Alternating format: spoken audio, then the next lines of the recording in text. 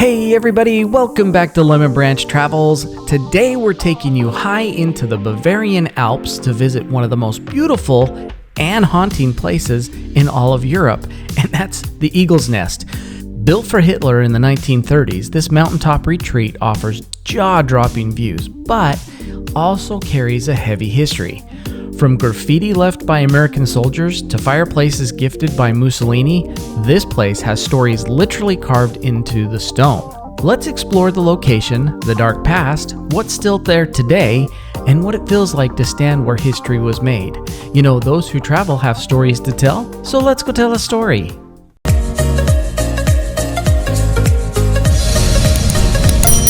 The Eagle's Nest is located just above Berchtesgaden in South Germany, only about 30 minutes drive from Salzburg, Austria, making it an easy day trip if you're visiting that area.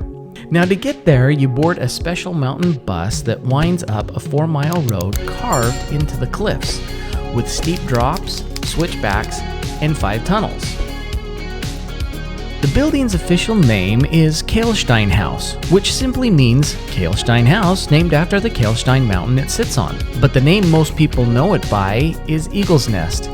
Now, this name wasn't from the Nazis. It was actually coined by foreign diplomats and Allied press who thought it looked like a nest perched high above the world. And honestly, that's exactly what it feels like when you're standing up there. You can see the snow all around up here still. It's pretty chilly up here.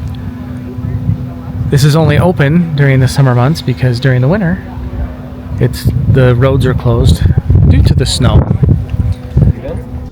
When you get to the top and where the bus drops you off, the first thing that you see is the entrance to the famous granite tunnel.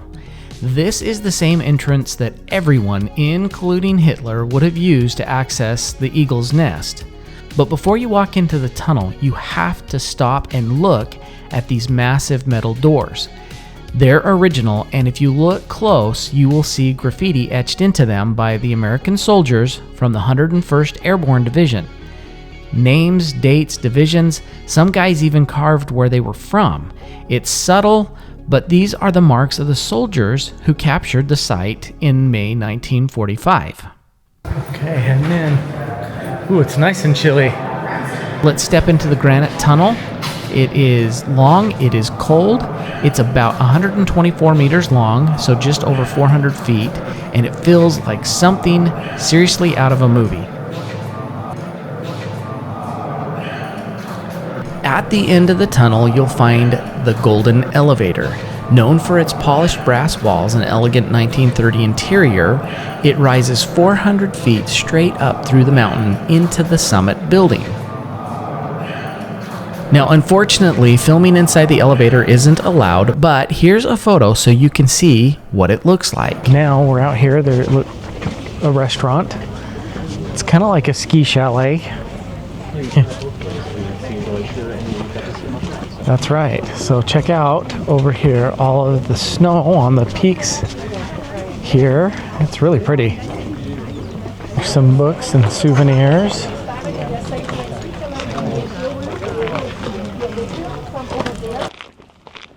All right, one cool thing that I'm noticing is just all these paths that you can take, and you can see that these are all marked. And so we're just going to take a couple of these trails and see what kind of views we can get. So we'll come just a little bit further and we'll see what it does between these two rocks. Because we're starting to run out of time. So we got here kind of late in the day because we came here from Hallstatt. And so the last elevator down is at 4:40. It's now 10 after 4. So we have half an hour and we still want to see inside. But we're just going to come see this little look between right here and then probably work our way back. So there's a lookout right here between these rocks here.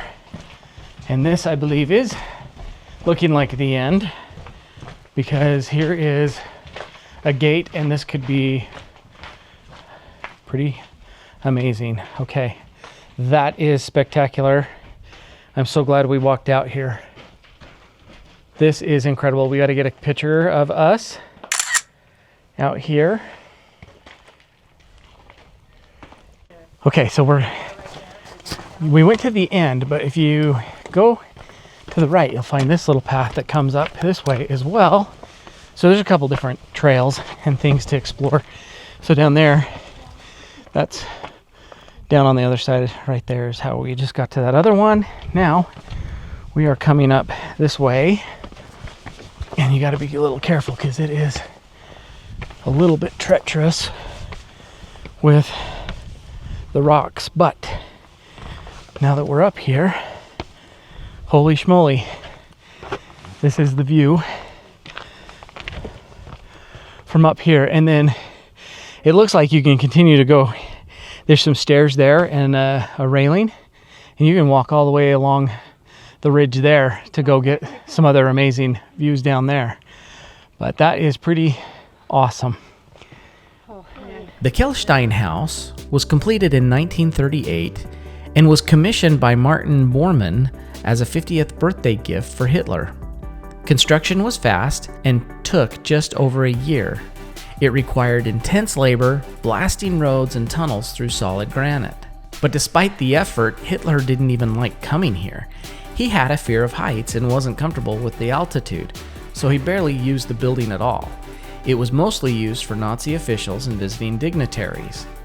In May 1945, the Eagle's Nest was captured by the American troops from the 101st Airborne Division, and it quickly became a symbol of the Allied victory and part of the U.S. post-war occupation of southern Germany, which lasted until about 1952. So inside the main hall, you'll find the now famous red marble fireplace. It was believed to have been a gift from Mussolini, who was the leader of Italy and Hitler's wartime ally. But the most fascinating part is the graffiti. After U.S. troops took over the site, they carved their names, initials, units, and hometowns directly into the marble using their bayonets, their knives, or whatever they had on hand. And it's still there today. It's raw and real. Names from Tennessee, Ohio, New York, right there on the fireplace that once belonged to the Third Reich. You're standing in a room built for dictators, but marked forever by the soldiers who actually helped bring them down. So I don't know, is that a painting of what it used to be, like some shack before they took over this place and built it into what it is now? Yeah, there used to be a shack or whatnot, and then let's destroy it. And let's destroy it and build his thing, yeah, okay. Okay, so here. This is all original. Okay, so this is all original.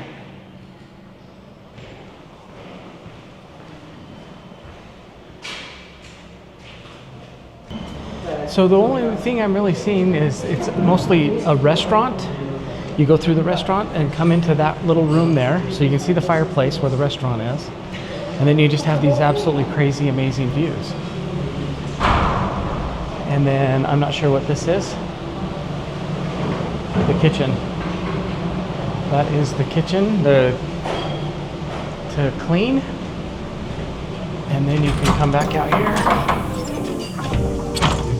So if you find this interesting and you're planning a visit here, here are some things that you need to know. The Eagle's Nest is only open seasonally, typically from mid-May through the end of October, depending on how much snow there is. Daily operating hours are usually 8:30 a.m. to 4 o'clock p.m., with the last return bus around 4:50 p.m. So you must take the official mountain buses. Private vehicles are not allowed up there, and I would recommend buying tickets in advance, especially in the summer months, because it fills up quickly. And also bring a jacket, because when you're going through the tunnel, it is very cool, and when you get up to the top, it's actually much cooler than it is down in town, even if you're going in July. So if you want peaceful views and better photos, catch one of the first buses of the day right at 8:30 a.m. or you can go when you're seeing us and it was the very end of the day. We were the last bus down. So that's the Eagle's Nest, or Kehlsteinhaus, a place that's equal parts stunning and sobering. From Mussolini's fireplace to the graffiti of American soldiers, from a dictator's retreat to peaceful mountain cafe, this is one of the most unforgettable places that I have visited in Europe. So if you guys found this interesting, make sure you give this video a like, make sure to drop a comment down below, especially if you've been here before, and don't forget to subscribe to Lemon Branch Travels for more deep dives into history and adventures all around the world. You know, we did tell a story today. Thanks for watching, and we'll see you on the next video.